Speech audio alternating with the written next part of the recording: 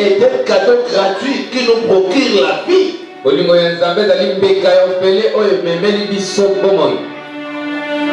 Jean chapitre 3, verset 16. Jean 3, verset 16, je lis au nom de Jésus-Christ. Amen.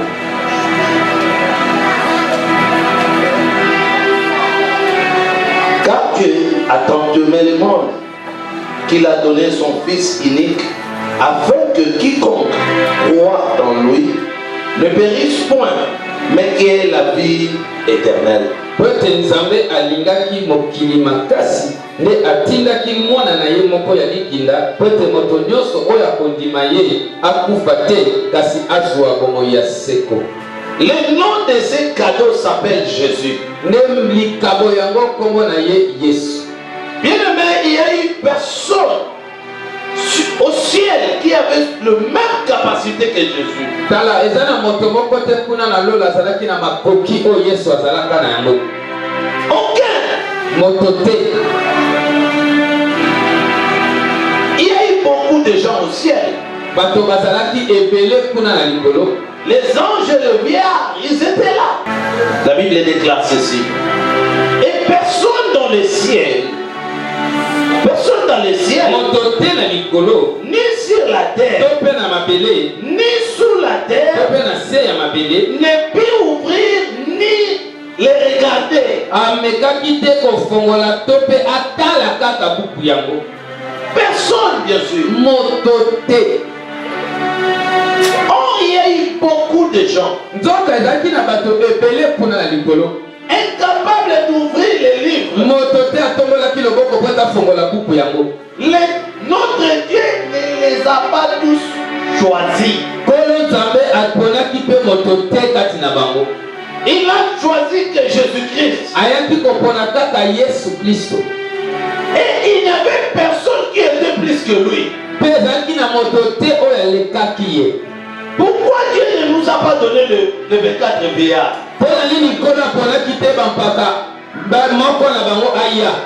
Il pouvait choisir aussi parmi les 24 vieillards un Dieu. Il pouvait choisir aussi un ange. Dieu a dit lui-même qu'il doit nous donner quelque chose d'important. Pour te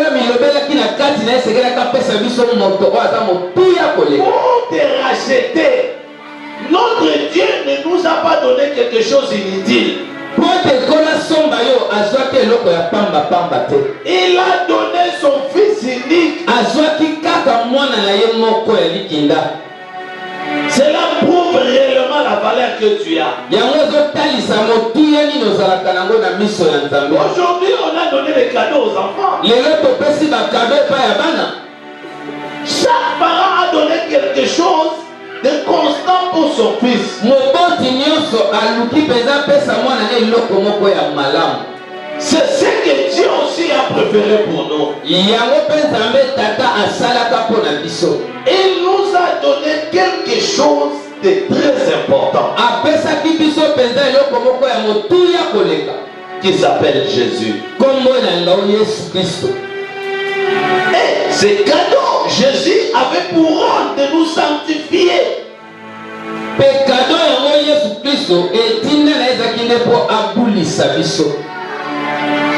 cadeaux qu'on nous a donnés, c'est Jésus.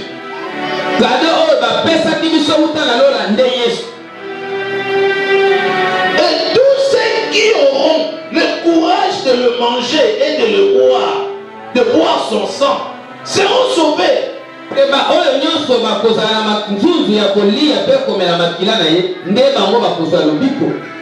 Qui ont bien mangé le corps de Jésus ici? Je ne vous vois pas. Amen. Praise the Lord. Alléluia. Donc le sang de Jésus et son corps nous a rachetés. Donc makila appelle soto ya Yesu yangone esomba biso. C'est le plus grand cadeau que le Père nous a donné. Yangone penza libonza ya monene oyo tata Nzambe apesa ki biso. Nous pouvons voir cela dans le livre de Jean. Jean chapitre 6, verset 54. Je dis au nom de Jésus-Christ. Celui qui mange ma chair et qui boit mon sang a la vie éternelle. Et je le ressusciterai au dernier jour.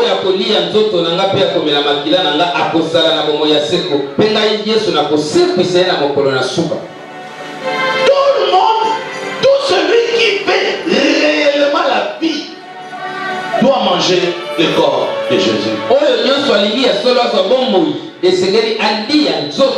Doit boire le sang de Jésus. Il fit venir de la famille de David, fils d'Abraham. David, fils d'Abraham.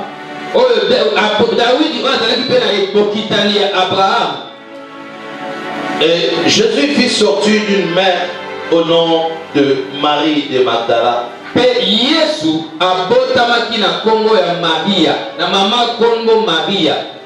Et le père qui lui avait accepté dans sa famille était Joseph.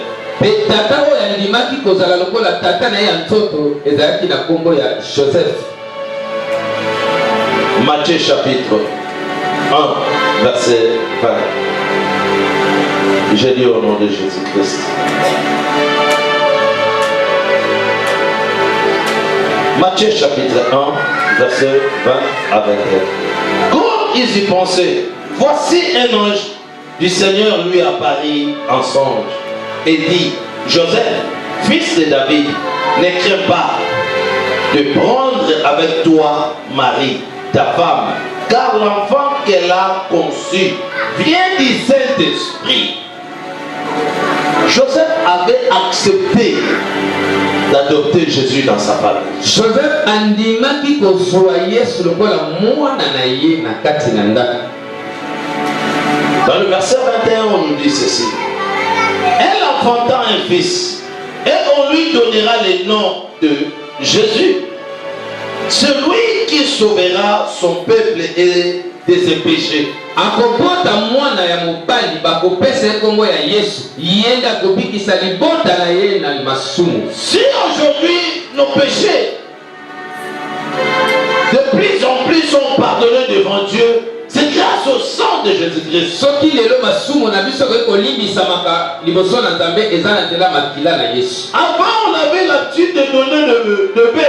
Tango na kalezala kinde bisalela kopesa banyama. Le sacrifice. Bakotumba bambeka. Mais cela n'a pas été suffisant. Kasi ekokaki kaka te. Il a fallu que Jésus. Esegelaki kaka Yesu aya. Parce que Jésus a un grand prix. Poete Yesu nde azala mutuya makasi. Presse de l'autre. Alléluia. Avant l'arrivée du Seigneur, même les prophètes ont prophétisé. Ils ont prophétisé de son avenir et de son rôle pour l'humanité.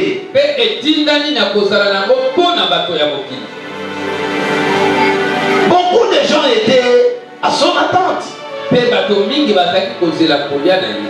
ils ne l'ont point vu ni bénéficier de sa présence. Aujourd'hui, nous bénéficions de cela. Mais il y a eu beaucoup de temps passé, les gens ont écouté sur son avenir. Bien-aimé, tu es un homme de grâce. C'est que beaucoup de gens ont attendu, ils n'ont pas pu manger cela. Mais aujourd'hui, nous bénéficions de ce Jésus dans notre vie. Ésaïe chapitre 7, verset 14. La Bible nous dit ceci: c'est pourquoi le Seigneur lui-même vous donnera un signe. C'est pourquoi le Seigneur lui-même vous donnera un signe. Voici la jeune fille deviendra enceinte. Elle enfantera un fils et on lui donnera le nom d'Emmanuel.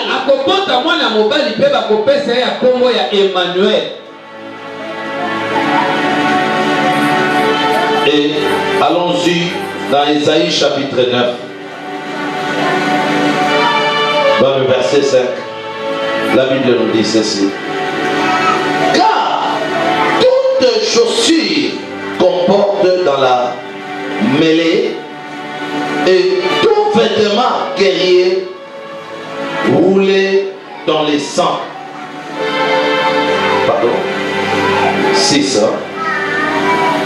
9, 6, pardon. Car un enfant nous est né. Un fils nous est donné. Et la domination reposera sur son épaule. On l'appellera l'admirable conseiller. Dieu tout-puissant. Père éternel. Prince de la paix. Si aujourd'hui nous bénéficions de la paix, c'est grâce à Jésus.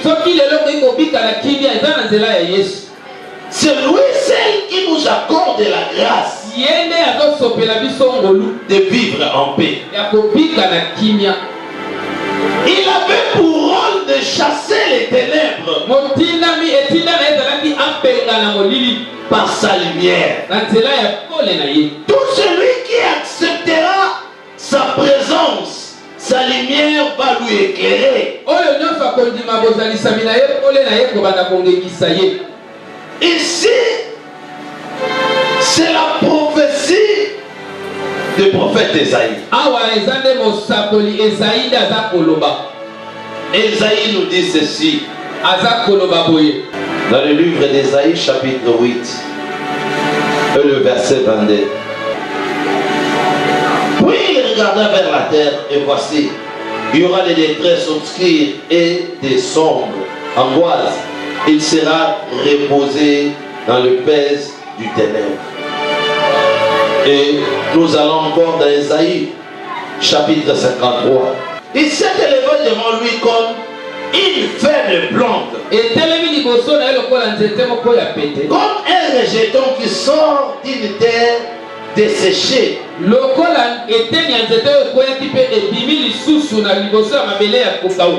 Il n'avait ni beauté, ni éclat pour attirer nos regards.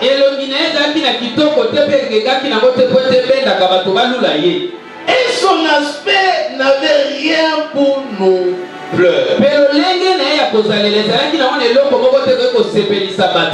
Méprisé et abandonné des hommes. Homme de douleur et habitué à la souffrance. Semblable à celui dont on détourne le visage. Nous l'avons dédaigné. Nous n'avons fait de lui aucun cas. Cependant, ce sont des souffrances qu'il a portées. C'est de nos douleurs qu'il s'est chargé. Et nous l'avons considéré comme puni, frappé de Dieu et humilié. Verset 5, on nous dit ceci. Mais il était blessé pour nos péchés, brisé pour nos iniquités. Le châtiment qui nous donne la paix est tombé sur lui.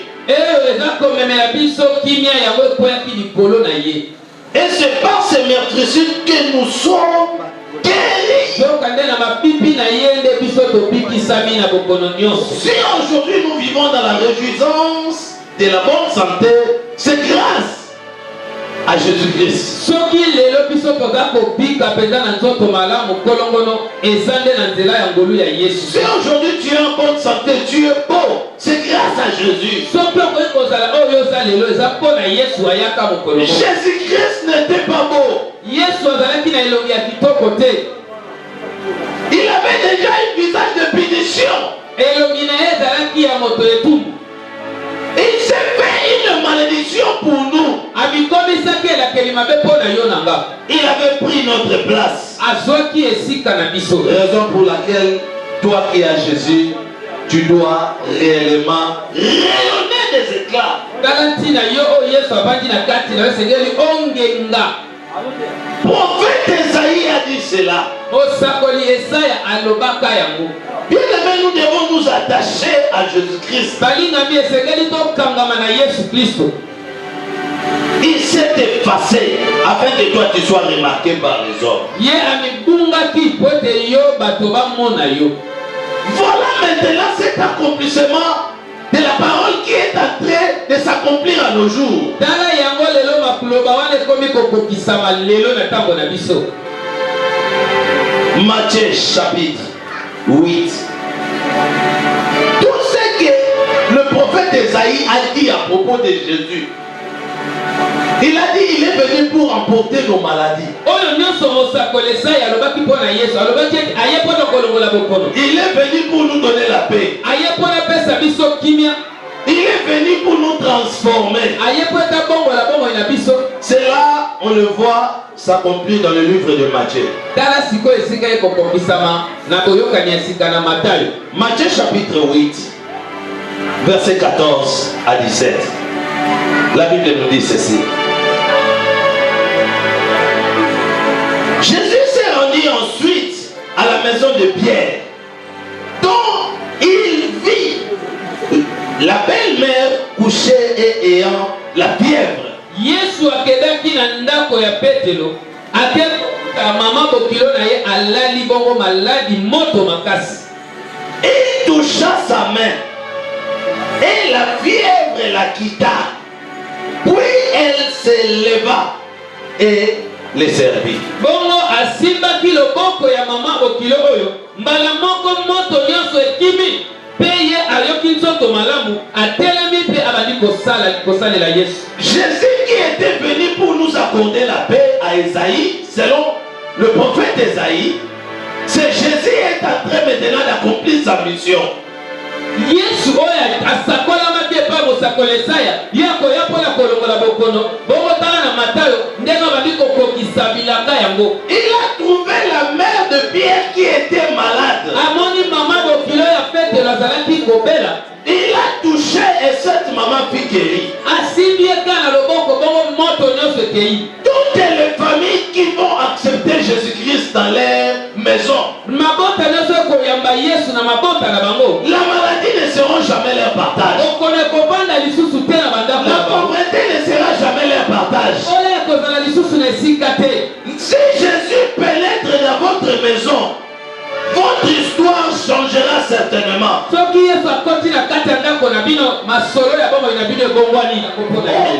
ténèbre ne régnera là où il y a Jésus. La maladie ne régnera jamais. La pauvreté ne régnera jamais. Les troubles ne régneront jamais. Rien ne peut résister devant sa présence. Parce que Jésus-Christ est Dieu. Aujourd'hui, si nous nous approchons de Dieu, facilement c'est grâce à Jésus. Nous nous approchons de Dieu sans barrière. C'est grâce au sang de Jésus-Christ. Regardons cela dans le livre le livre d'Apocalypse. Apocalypse chapitre 7.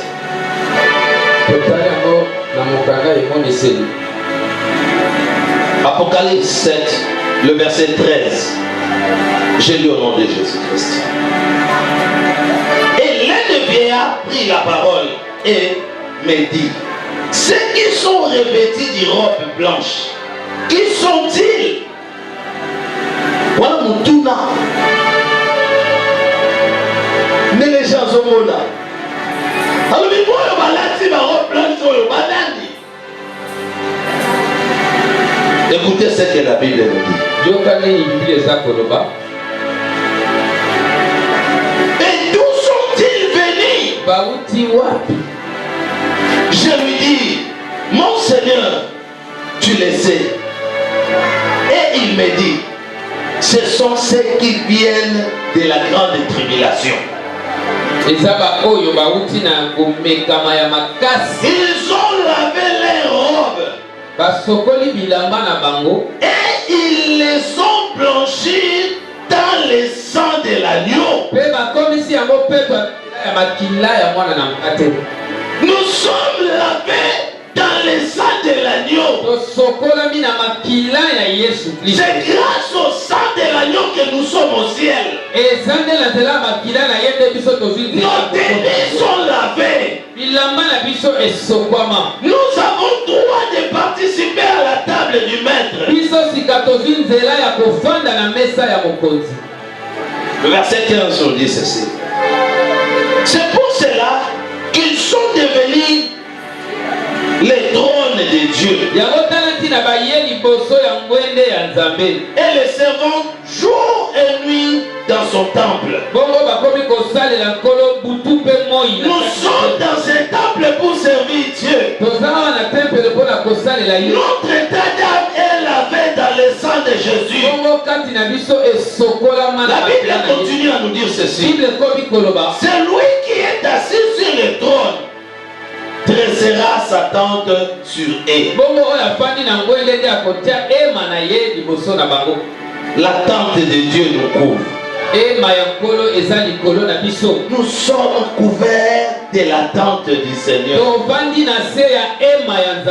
Donc le ciel continue sur la terre.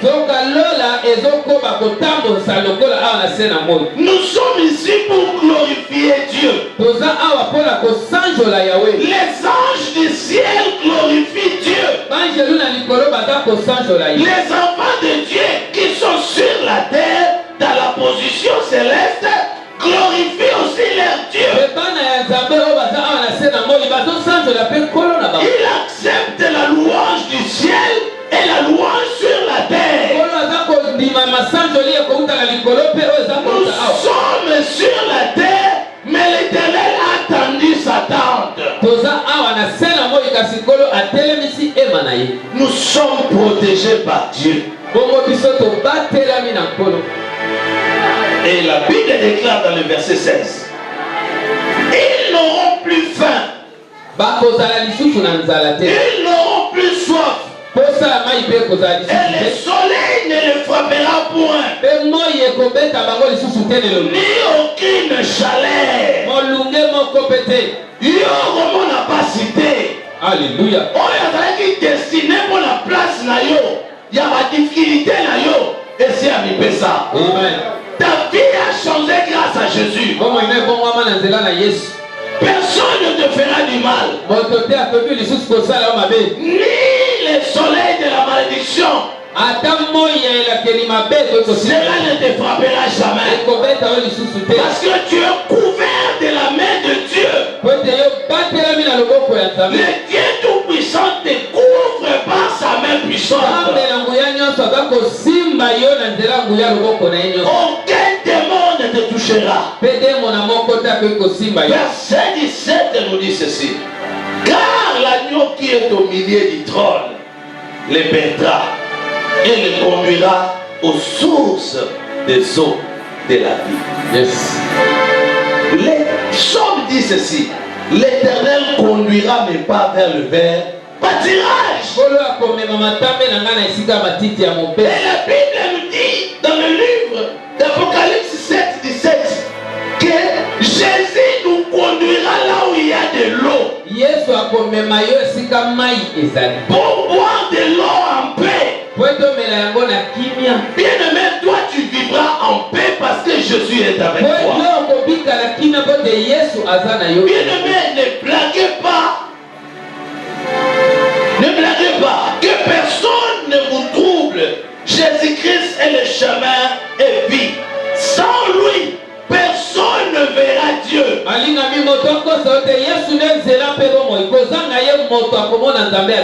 Jean chapitre 14. Jean chapitre 14. Chapitre 14. Praise the Lord. Alléluia. Jean 14, j'ai lu le verset 6 à 7. J'ai lu au nom de Jésus-Christ. Amen. Jésus lui dit, parce que c'est Thomas qui lui avait demandé. Thomas lui dit, Seigneur, nous ne savons où tu vas. Comment pouvons-nous en savoir les chemins? Jésus lui dit, je suis le chemin, la vérité et la vie. Nul ne vient au Père que par moi. Si vous me connaissiez, vous connaîtriez aussi mon Père. Et dès maintenant, vous les connaissez et vous l'avez vu. Si tu as Jésus, tu as Dieu. Ne crains de rien. Personne ne te détruira quand tu as Jésus.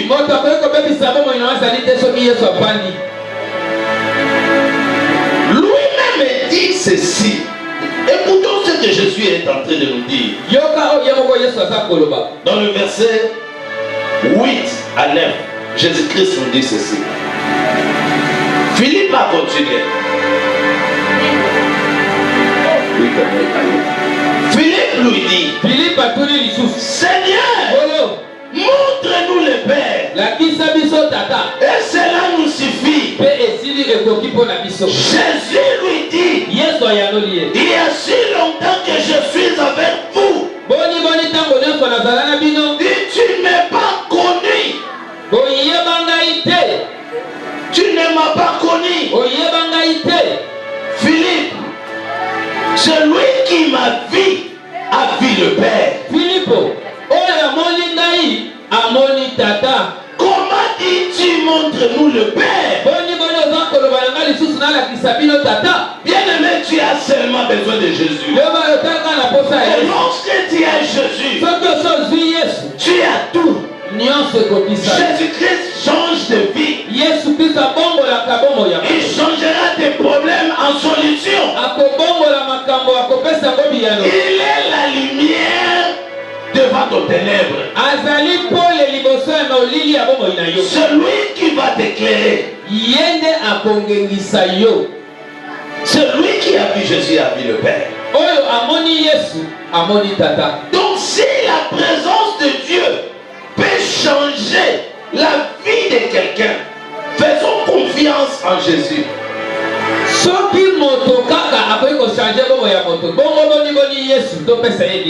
Il représente Dieu. Il représente Dieu. C'est lui qui a vu Jésus. A vu Dieu.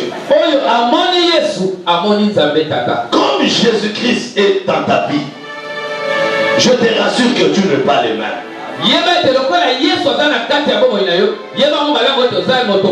Tu ne peux pas saboter cette journée.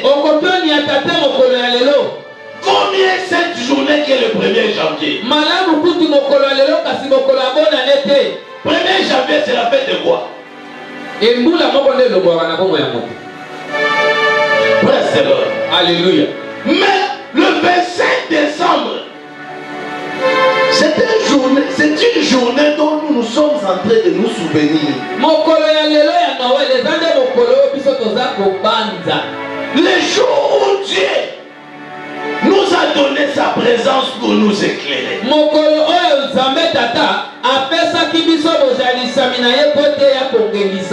Bien-aimé, Joyeux Noël à tous. Le Sauveur Jésus est là. Qu'il vous bénisse abondamment. Demeurez tous bénis au nom de Jésus.